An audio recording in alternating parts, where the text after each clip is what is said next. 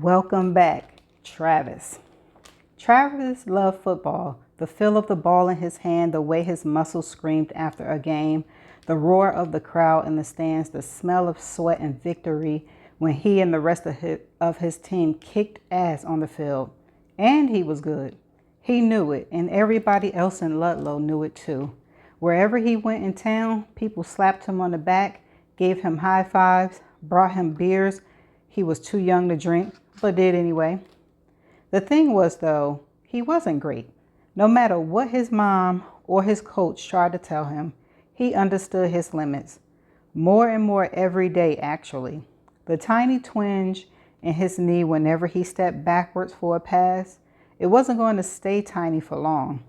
For a different guy, that might have been a gut punch, the oncoming end to the only dream he had.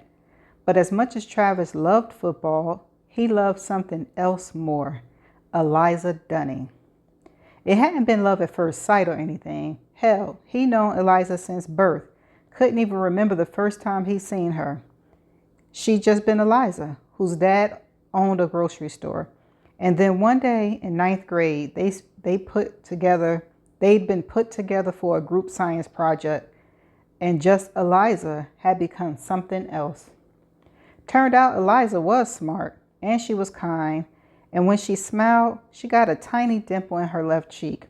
Her skin always smelled like roses, and her hands had calluses from lifting boxes in her dad's store. She wasn't scared of hard work, and she wasn't afraid to call him out when he was being stupid or selfish. After games, she fussed over him, rubbing Bengay into his sore muscles, and she could do this thing with her hips when they made love that made his brain feel like it was going to shoot right out of the top of his skull. They already had a plan for the future. College, although any football scholarship he got would only last as long as his soon-to-be busted knee. Maybe he'd stick it out for 4 years, or maybe he'd come back to Ludlow and wait for Eliza. Either way, once she was done, they'd get married. 22 was young to tie the knot these days, but around here, it was also normal. Nobody would bat an eye. He'd start helping Mr. Dunning at the store, and Eliza would get a job at the middle school. But eventually, she'd join him at the grocery, and they'd take over for Mr. Dunning when Mr. Dunning retired. Along the way, they have a couple of kids, and years from now, on a chilly October night like this one, they'd go watch their son play football for Ludlow High or join their daughter to cheer on the team from the sidelines. So Travis wasn't all that broken up knowing that his football days were going to end sooner rather than later, because he had Eliza, and they were going to last forever. Chapter 12. Ludlow wasn't big enough or prosperous enough to be split into district neighborhoods. No rigid stratification based on income level like in so much of the rest of the world. Sure, there was a handful of well-off folks with the houses to match, the biggest being the Parkers' gray stone 3-story perched on the corner of Elm and Maple that took up almost a third of the block. But right next to it was a rundown ranch, and behind it stood a squat apartment block built in the 70s when ugly seemed to be the primary goal of architecture. All over town, larger, more well-maintenance houses butted up against the modest bungalows or outright dumps. It was like when houses were built, everyone figured what they had in common, being stuck in the middle of nowhere, trumped any potential differences in bank account balances. Even so, I guess that the state of the house next door to Eric Carson's tidy airplane bungalow had to be killing him. It was basically a glorified double wide, and it looked like no one had bothered to mow the lawn in months. Broken kids' toys lay scattered across the grass, and mangly-looking pit bull was chained up next to a rotting doghouse placed right on the edge of the property line. Bushes had been planted between the houses, down the entire length of the driveway separating the properties, but it was going to be a few years before they were big enough to do much to block the view. If Eric was still anything like the guy I'd known in high school, he probably made his displeasure known to the neighbors every time they stepped outside. "You catch more flies with honey" had never been Eric Carson's mantra. When Faith opened her front door, painted a cherry yellow that clashed against the orange and black Halloween wreath hanging from a hook above the peephole, it took her a second to place me. "Oh my good Lord," she said when it finally clicked, one pale hand fluttering up to her neck before drifting back down. "Is that you, Greer?" "It's me," I said, forcing a smile. "I heard you were back in town, but I wasn't expecting you to drop by, and you're all grown up now." She stepped back and ushered me inside. "I guess we all are." Her laugh was light and easy, a perfect hostess, which didn't surprise me. Faith had always been the bright, bubbly girl, the one you counted on for a smile and a hug. A ridiculous genetic pep talk. I'd never seen her sad or upset. She wore her happiness like armor, and God forbid she ever set it down. From what I could see of the inside of the house, it was as meticulously cared for as the exterior. The air smelled of furniture polished and roasting meat. No sign at all that 4 small children lived there. Faith offered me a drink, which I declined, then pointed me towards a leather sectional. I perched on the edge, too many patterned throw pillows behind me for any attempt at actually getting comfortable.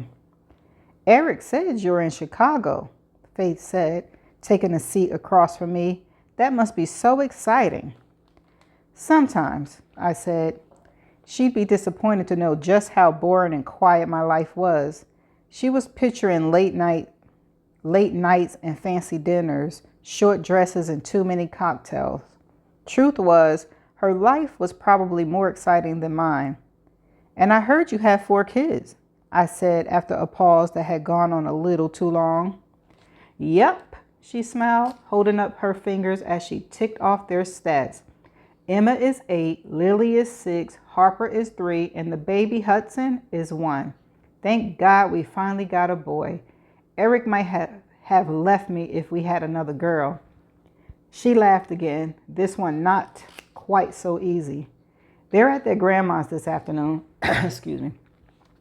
"Eric will be back with them soon. We don't let them out of our sight right now, not with everything that's happened."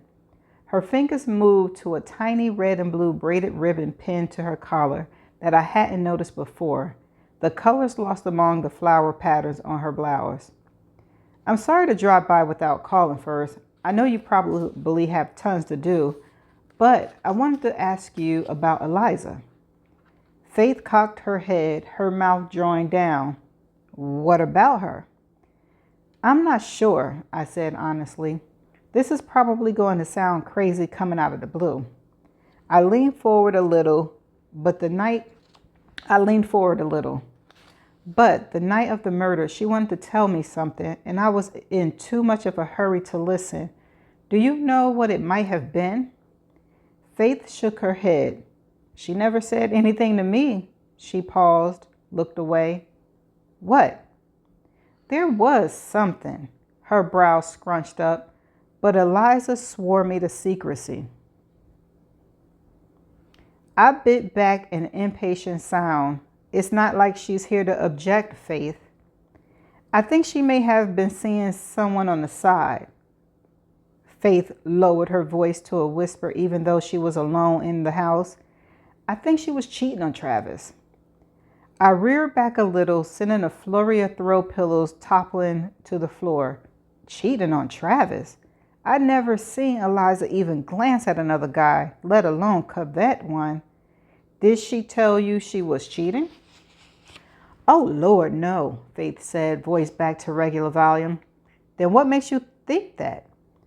"Okay, so we were up in Eliza's room after school, and I was sitting at her desk. This was just a few days before the murders.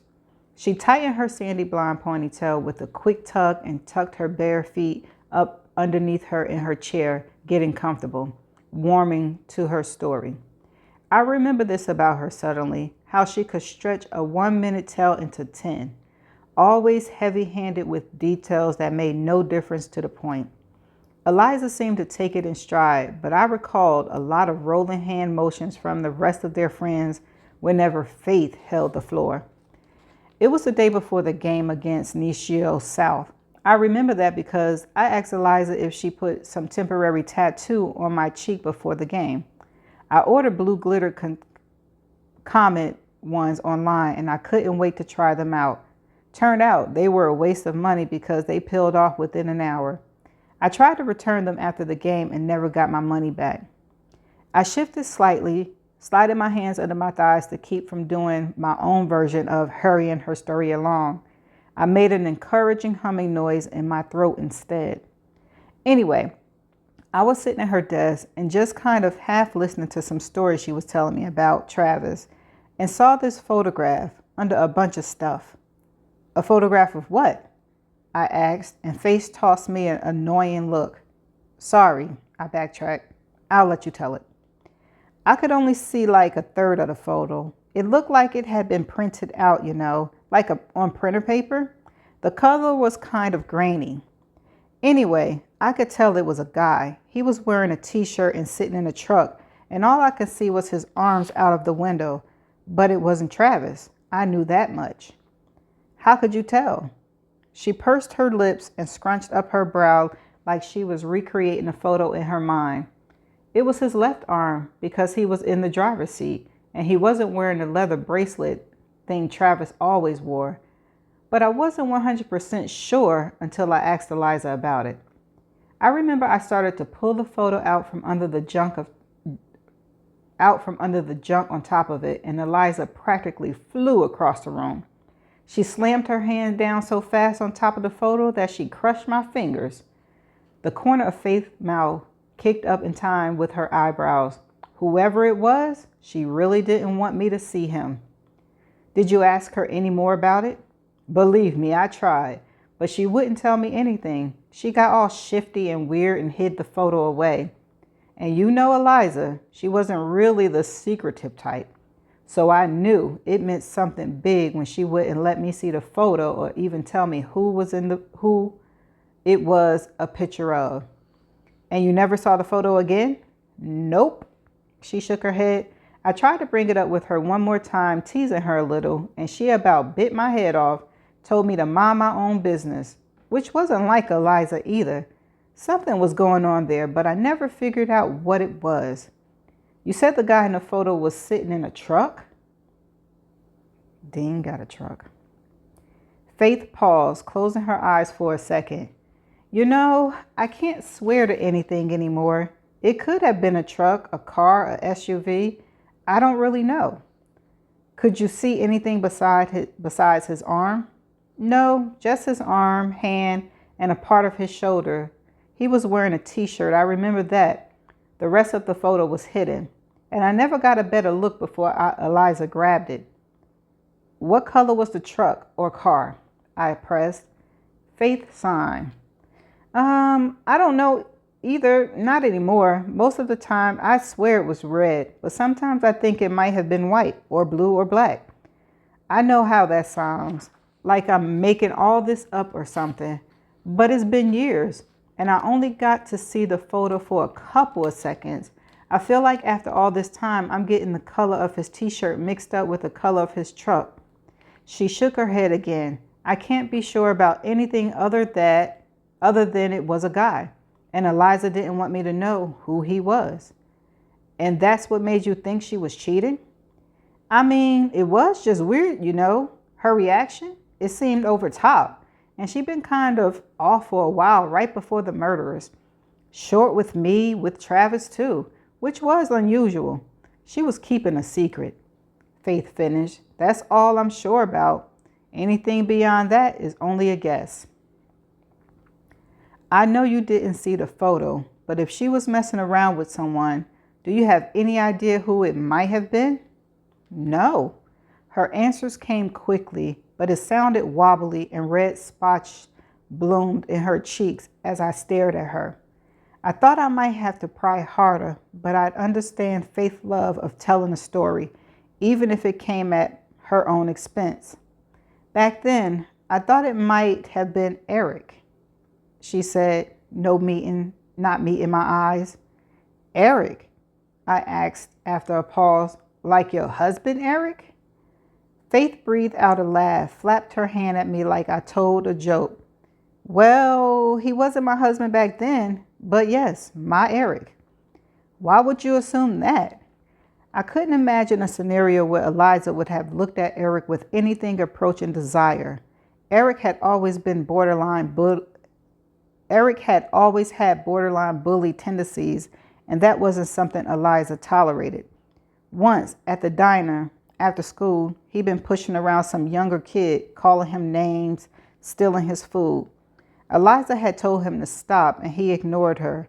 When Travis had failed to step in fast enough for Eliza's liking, she given him the cold shoulder for a week. As for Eric, he gone straight to Eliza's permanent shit list. Faith raised her eyebrows at me like I just asked the world's dumbest question. Because Eric had a thing for Eliza. He tried to hide it, cover it up by being a jerk to her half the time. But if you were paying attention, it was pretty obvious. And clearly she had been paying attention, watching Eric look at her best friend instead of her. Did you ever ask Eric about the photo or if he and Eliza had been screwing around? I did. Yeah, after we started dating. He said he never messed around with Eliza and he didn't know anything about a photograph. Did you believe him?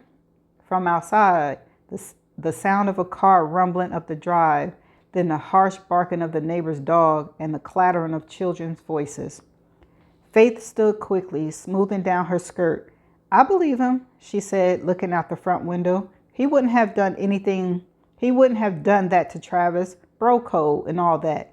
The front door of the house burst open and kids spilled inside, careening off one another and their mother like human pinballs.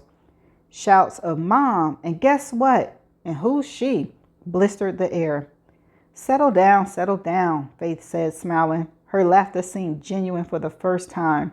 Her face lit up with maternal pride. This is Greer. She's an old friend from high school. Where do you live? The oldest girl asked me. All of the kids had Eric's dark hair and eyes, his chin and nose. Like Faith had nothing at all to do with their creation. A fact I bet Eric took as proof of his genetic superiority. Chicago, I told her, standing from the couch and moving toward the door. Chicago, the girl repeated. That's a big city, right? Pretty big, I agreed. Yep, Eric said from the doorway, the baby in his arms. Miss Greer up and moved to the big city. Thinks she's fancy now. He made wide eyes at his daughter, and laughed like it was a joke, but there wasn't a smile on his face. Hey, Greer, he said, turning his gaze to her. What brings you by? I only gotten a glimpse of him that first night at the dough, but he hadn't changed much, still sporting a buzz cut and the kind of muscles you only got from too many hours at the gym. Although a ring of belly fat was just starting to make an appearance above his belt, that had to be killing him. Faith hurried over and scooped the baby onto her hip, planted a kiss on Eric's cheek. She just wanted to say hi, catch up a bit. Huh, Eric said, jiggling his key in his hand. I pointed to his blue polo shirt, Ludlow High, emblazoned on the breast, Coach right below it. You at the high school? I asked. Yep, teach history, and I'm the head football coach. His chest puffed out a bit at the last three words. Nice. I bet you're good at it, I said, meaning it. I could picture him with a whistle around his neck, yelling kids through drills and passing out high fives, releasing the power, but taking it seriously too. Well, I better take off, leave you at it. Let me walk you out, Eric said. He glanced at Faith. Dinner when I come back in, yeah? He lifted his voice like it was a question, but there was no missing the demand in his tone. Sure, Faith said, smiling. It's almost ready. She turned, ushering the kids in front of her toward the kitchen, calling a goodbye to me over her shoulder. She liked it I realized the certainty, her place in her family hierarchy. She never had to wonder exactly where she stood or what was expected of her. Dinner on a table, a clean house, a pretty smile. If Eliza had lived and married Travis, would she have ended up the same way? I hope not. I hope Travis would have been happy with less. I hoped Eliza would have demanded more. How long you planning on being in town? Eric asked once we were outside ambling toward my car. I don't really know. Why? I didn't think he was asking to be polite. Wasn't planning on inviting me over for dinner one night for old time's sakes. We had always tolerated each other because we had friends in common and Ludlow was too small for avoidance. But we never warned beyond basic courtesy. If not for Travis tying us together, I doubt we would have gone even that far. Just curious. He ran a big hand over his head, fingers scratching against his flat top. Garrett seems pretty happy you're back.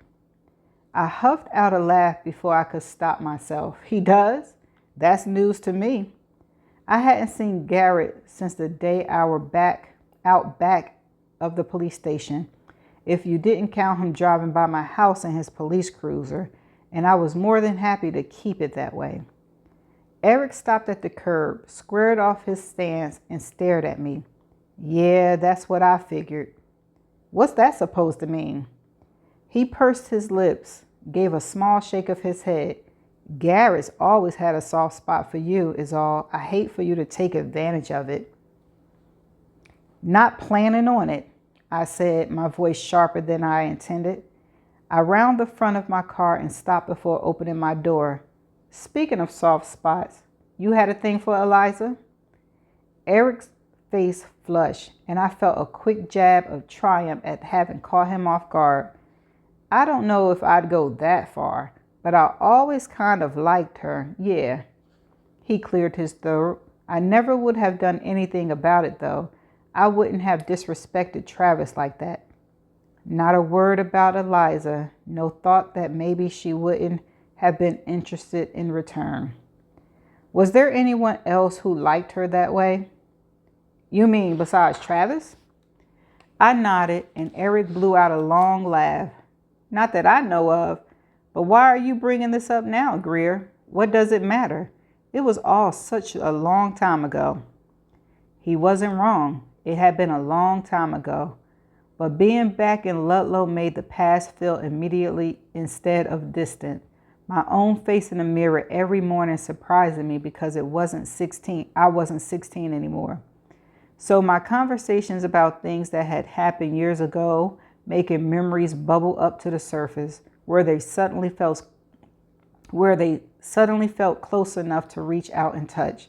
Like if I skidded across a corner downtown, I might catch a glimpse of Eliza disappearing into the diner.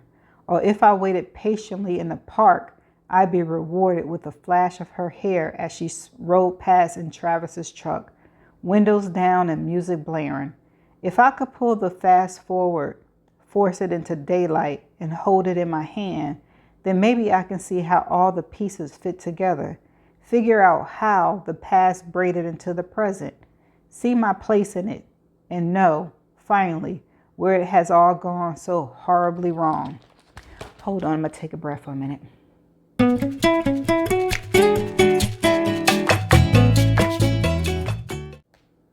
Welcome back. Part 2 of Chapter 12.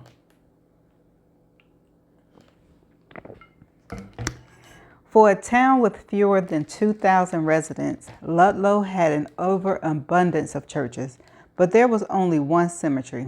People might cling to their specific faiths in life, but in death, they seemed fine with mingling. The cemetery was located behind the grade school, always kind of an odd choice in my mind, but maybe it gave those who were grieving comfort to hear children playing outside, their sweet, innocent voices, a constant reminder that life goes on. Or maybe the school district bought the cheapest plot of land they could find, put up a half-assed fence to block the view, and called it good. In the years after Eliza died, my mom came to the cemetery every Saturday morning. She never invited my dad or me along, and neither of us ever asked to accompany her. I've been to Eliza's grave only twice. The day she was buried and the day before I left for college. I didn't like to think of her there deep underneath the ground. Sometimes I could trick my mind into believing that she was just on a trip or that she lived halfway around the world. But when I stood over her grave, there was no hiding from the truth. She existed only in memory now, and every year she faded a little more. But now that I was back in Ludlow, going to Eliza's grave felt like the least I could do for her. I'd considered tagging along with my mom, who still kept her Saturday morning vigil, but in the end, I went alone on a random late Wednesday afternoon.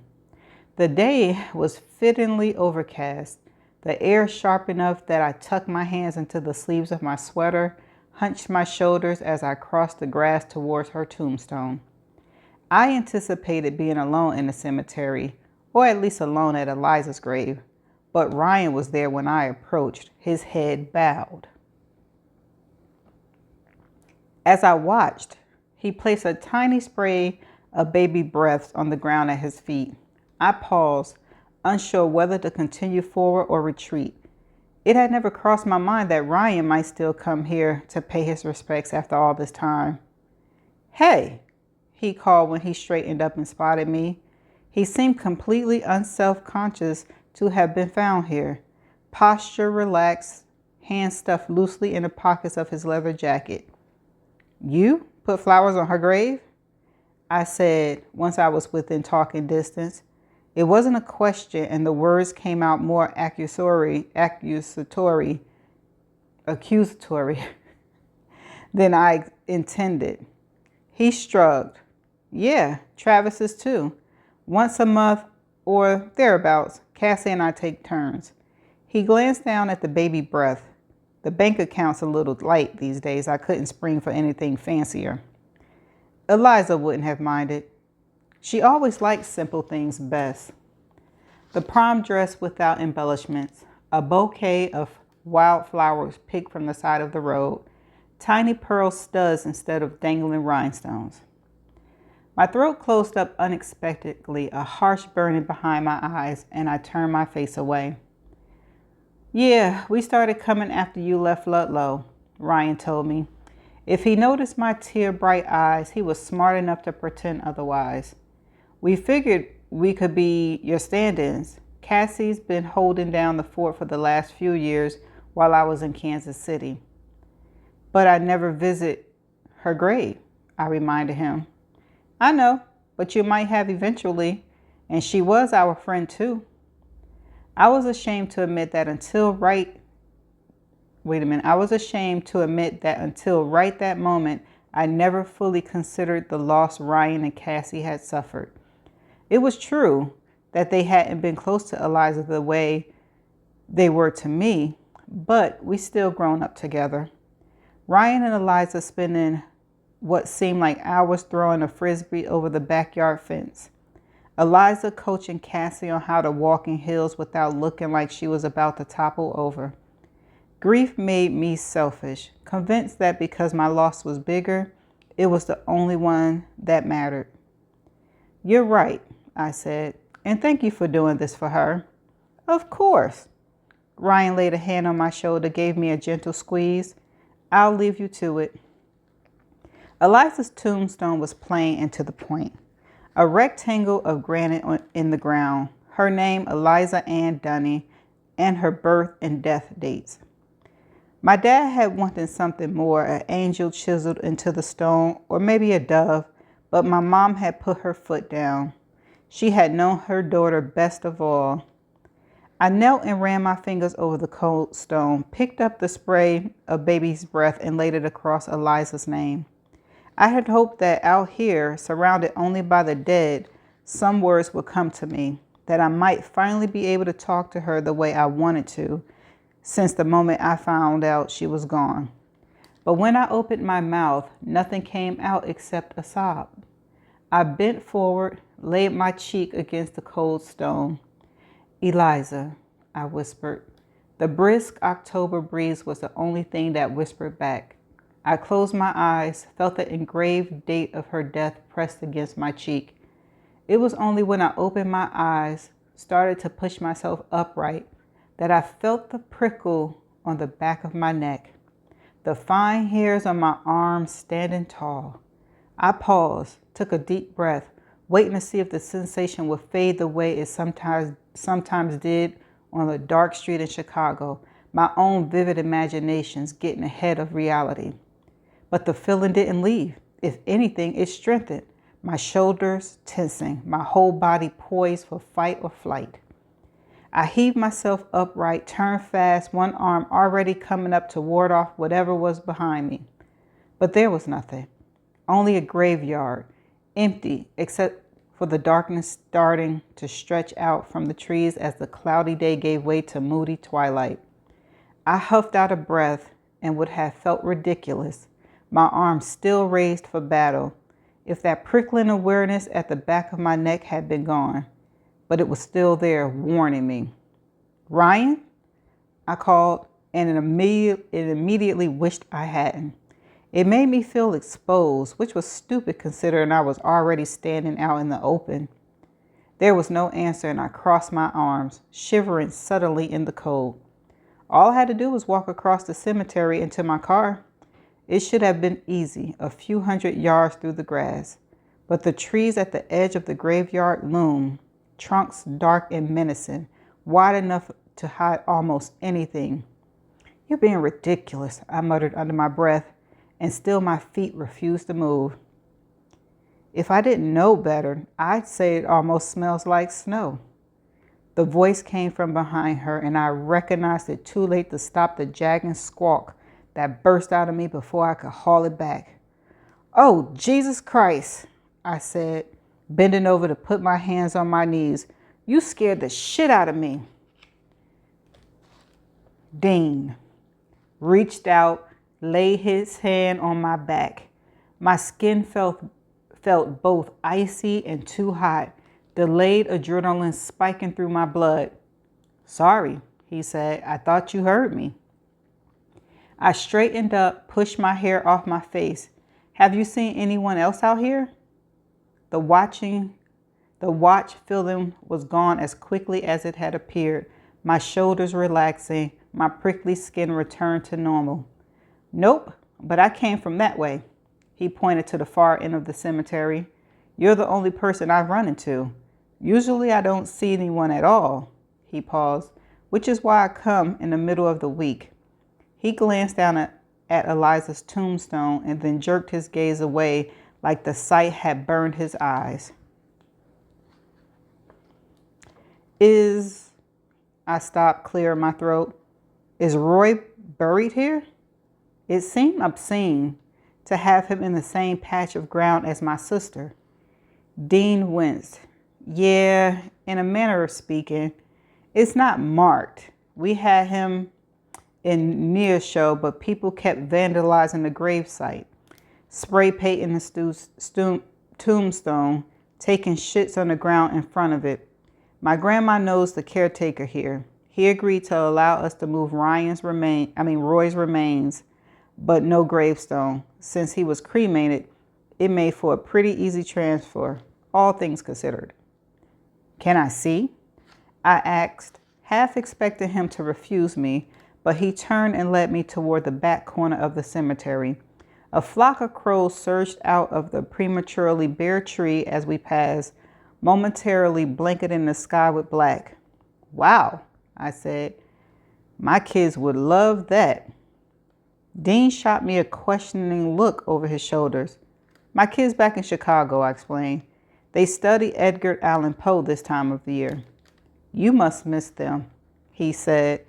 I hadn't been aware of missing them, but at Dean's words, I felt a sharp pull in my breastbone, a sudden urge to listen to Piper Rand talk about how much she hated algebra, or to sit on a bench outside of the courtyard and play gin rummy with Sam Logan while we worked through his anger issues. The sensation wasn't pleasant. It didn't fill me with a warm glow. It triggered only an uncomfortable confusion I didn't want to examine too closely. "There's nothing back here," I said, ignoring Dean's comment. We almost reached the rustling chain link fence that separated the far end of the cemetery from the railroad tracks that ran through town. Dean pointed towards a leaning equipment shed, shielded from the rest of the cemetery by a meager strand of trees. "Right about here somewhere," he said, gesturing to a sliver of ground between the back of the shed and the fence. Not a single blade of grass grew here. A plastic grocery sack and a crumpling fast food cup stuck in the fence at our feet. A horrible resting spot. Maybe it was poetic justice, but it made me sad to think of Dean and his grandma having to come here, smell gasoline from the mowers stored in the shed as they crammed into this narrow space to stare at nothing but a patch of dirt. "Tell me something about him," I said, surprising myself. "Something good."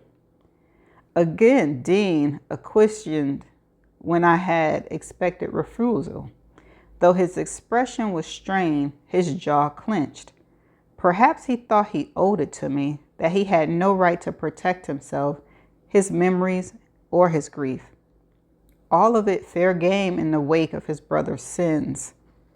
When I asked the question, I told myself I was offering him kindness, a chance to speak about his brother to someone willing to listen.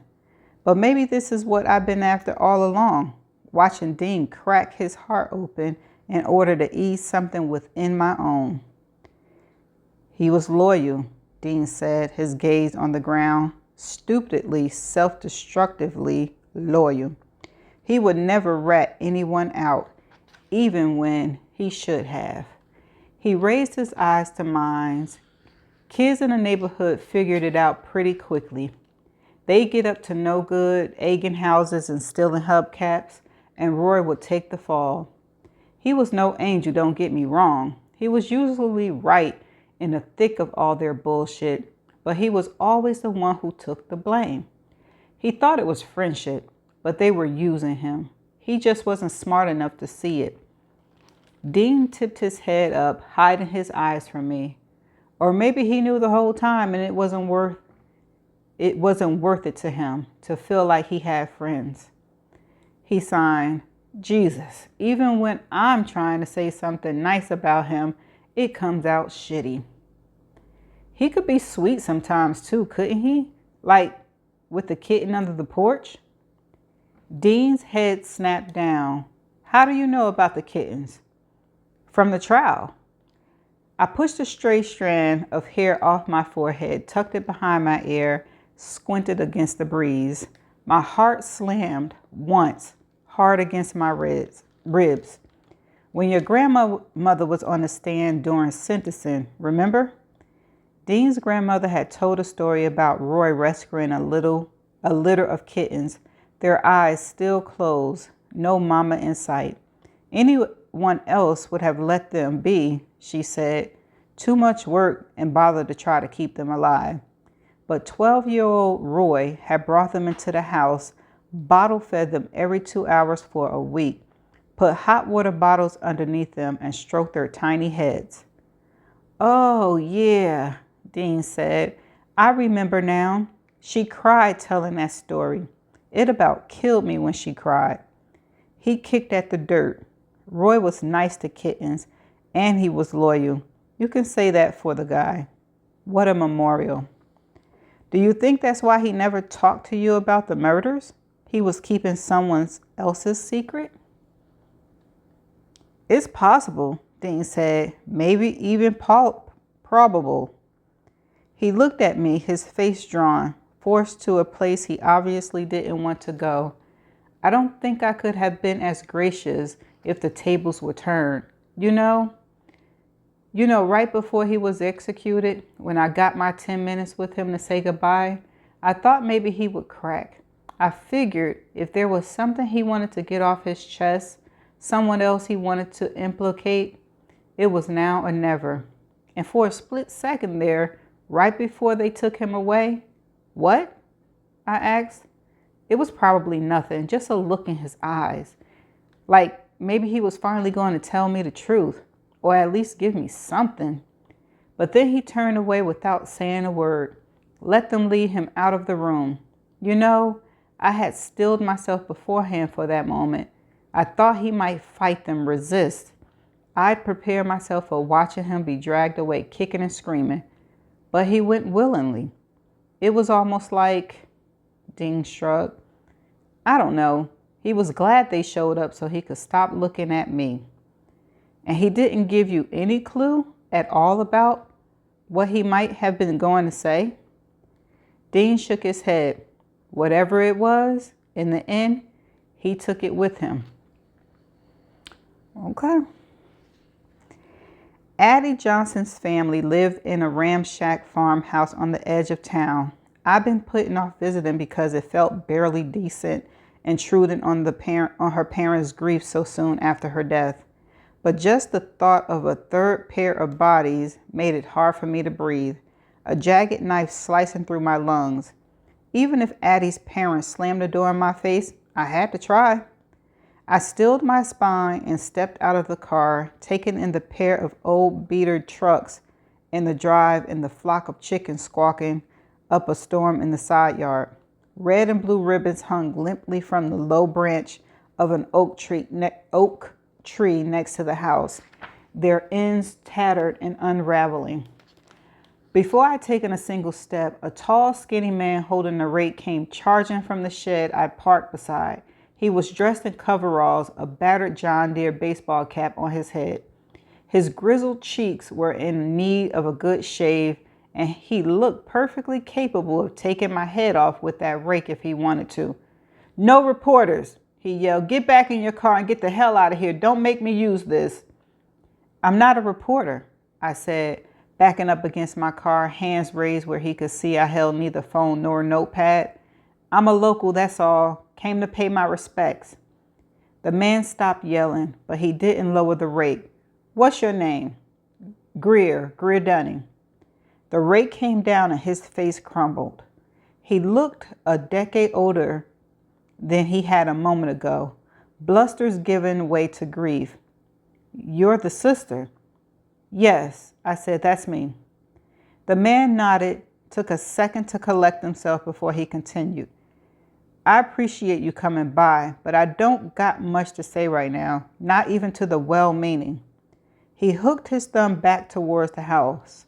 "My wife's inside. You'll have better luck with her." He disappeared back the way he'd come, the rake dragging on the ground behind him, leaving long furrows in the dirt. I climbed the rickety front porch steps, avoiding weak spots in the wood. The house needed some TLC and a fresh coat of paint, but someone was trying. Baskets of mums on either side of the front door and a pretty plaid blanket draped over the rocking chair on the porch. The front door was open and I knocked on the frame. I was opening my mouth to holler a greeting when a woman appeared in the foyer, wiping her hands on the apron tied around her waist. She was tall and thin like her husband, with gray and brown hair pulled back in a messy bun. Under her apron, she wore jeans and a sensible button-down top. The sleeves rolled up to her rompy forearms. She looked about the same as the last time I remember seeing her in the store, not long after Eliza died, like she worked hard every day of her life. "Hello there," she said, pushing open the screen and motioning me inside. "What can I do for you?" It was a wonder there weren't more murderers in Ludlow, the way everyone left their doors wide open, invited strangers inside without a second thought. It had been that way when I was growing up, and although the world might have changed, gotten more cynical and worried, apparently Ludlow had not, even after the recent murders. To an outsider, this might seem like pure foolishness, but I recognized the touch of defiance in the gesture, Ludlow's backbone of still sending a message, futile as it might be. Your evil isn't going to force us to change our ways. "Hi, Miss Johnson," I said. "I'm Greer Dunning. My sister Eliza." Addie's mom flapped her hand at me. "Oh, honey," she said, "I know who you are. Come in, come in. I'm finishing up some pies in the kitchen, and call me Lorraine." She turned and walked away, and I followed, marveling at her equilibrium. Her daughter had been gone for less than a month. My sister had been dead for 14 years, and my own mother was still marooned on some no man's land of grief. I wonder how shitty of a person it made me to wish, even for a second, that Lorraine was my mother instead. The Johnson's kitchen was big and airy, but probably hadn't been updated in the last 40 years, other than stainless steel refrigerators that looked out of place among the worn wood floors and original farmhouse sink. People pay big bucks nowadays for replicas of that type of sink, although the new ones came without chips in the porcelain or greenish rust around the faucet. Still, the room was homey, filled with the scent of apples and cinnamons. Again, that pang of longing. I've been going back and forth about what to say to Lorraine, how to launch into the topic of her dead daughter, but she beat me to it. "Addie was my youngest," she told me, picking up a knife from a cutting board that rested on what looked to be homemade kitchen island. She used the knife to point me towards one of the stools tucked underneath, then went back to dicing apples as she spoke. "Youngest of 6. It's awful quiet around here now. Some days the only sound I hear is the wind."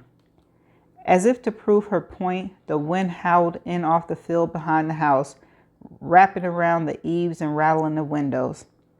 Addie's daddy is having a hard time of it. Most days he's out in the field before the sun rises and not back home until long after I'm asleep. "I'm sorry," I said.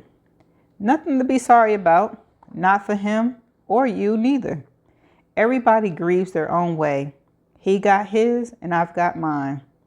She set down the knife and picked up handfuls of apple chunks, depositing them into a huge bowl on the island. "Personally, I'm a big fan of a bath. I get through my day, do what has to be done, and then at night I draw a hot bath. Sit in there as long as I need to, just wailing and carrying on. Some nights, I worry I may never stop, turn into a human prune before I manage to wring all my tears." She gave me a grim smile.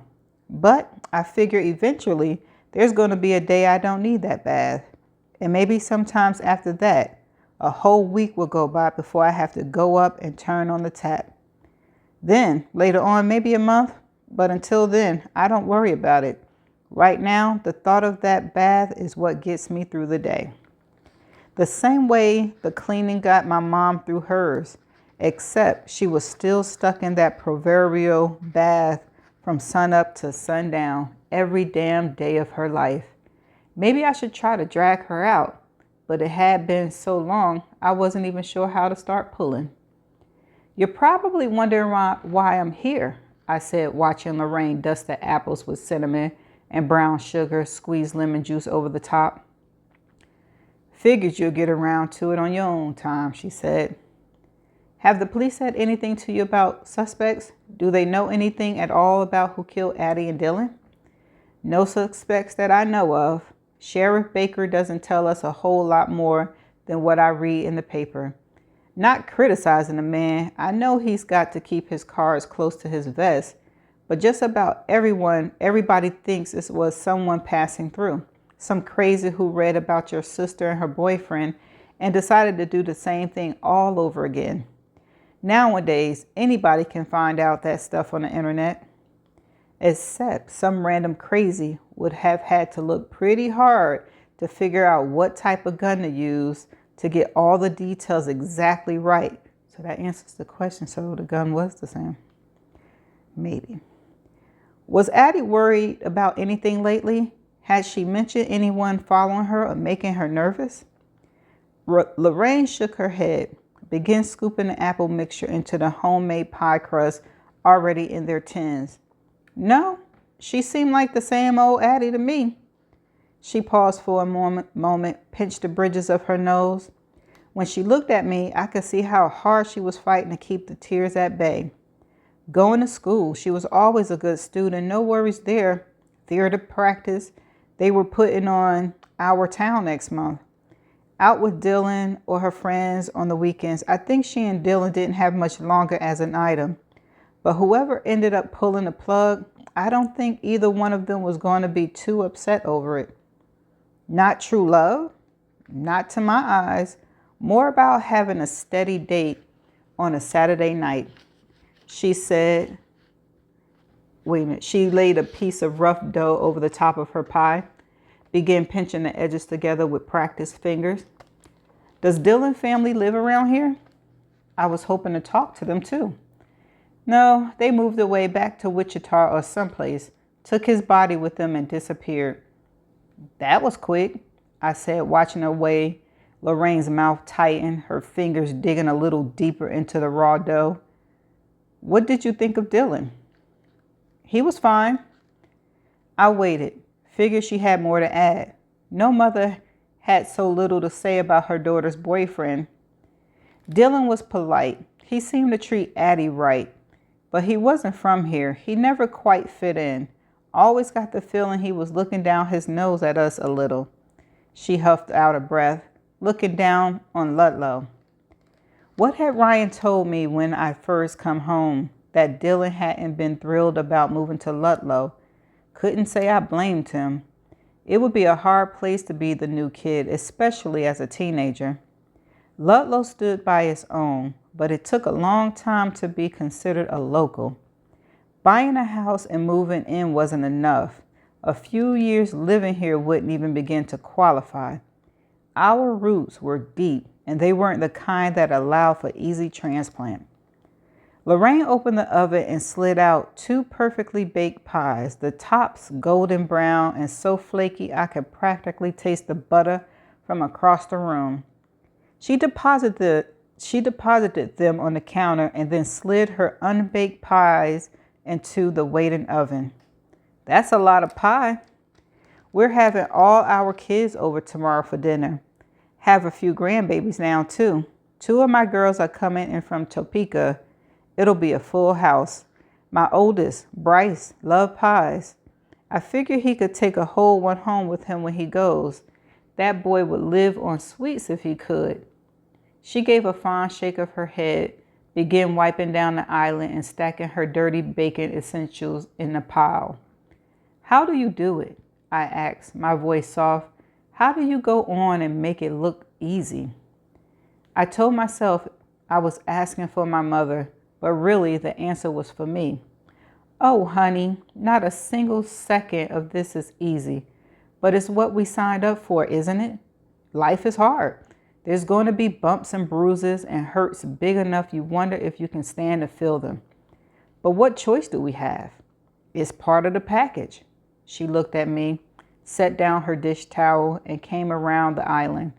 She grabbed my hands in both of hers and gave a squeeze, reminding me so much of the mother I used to have that I almost burst into tears. Here's what I do, she said. Every day I look around and tell myself to find 3 things, just 3, to be thankful for. They can't be anything too far off. No being thankful for Christmas in June. They've got to be something near, something you can practically touch. But it doesn't matter how small they are or how stupid they might sound to someone else. Even on my worst days, I can always find them. She must have sensed my skepticism because she gave our clasped hands a gentle shake. Like this. She looked around her kitchen, closed her eyes, took a deep breath. The sun is shining. I can smell my pies baking. My family will fill this house tomorrow. But what if it's not enough? I asked, embarrassed when a few of my tears spilled over. Lorraine opened her eyes, let go of my hand, and wiped my tears away with cinnamon-scented fingers. It has to be, Greer, she said, because it's all any of us have got. And that's the end of chapter 12. Okay, so I think it's 2 things, or 3. It might be 3 things. First, I understand that Ryan was Eliza's friend.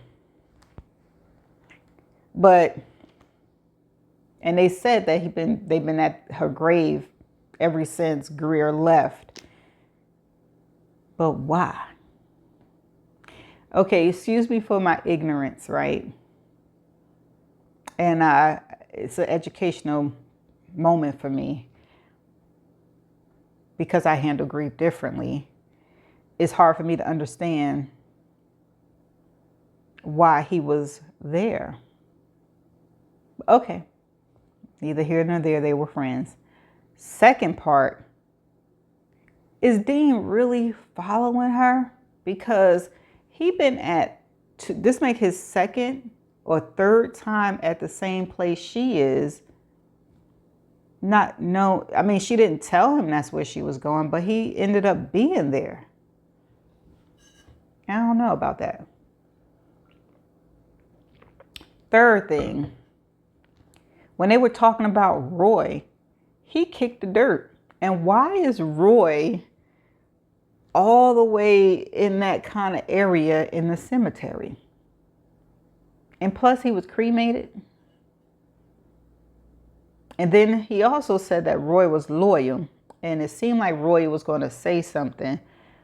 But do y'all think that moment before they executed Roy, the way he was looking at his brother, was it like Roy looking at Dean saying, you just going to let this happen? You ain't going to speak up? You not going to say nothing? You just going to let this happen? I don't know. That's that. Because that's what it appeared to me. And I think that's all I had. This was long enough. I ended up having to do it in 2 sections. So I'm going to just see y'all in the next chapter. Bye for now.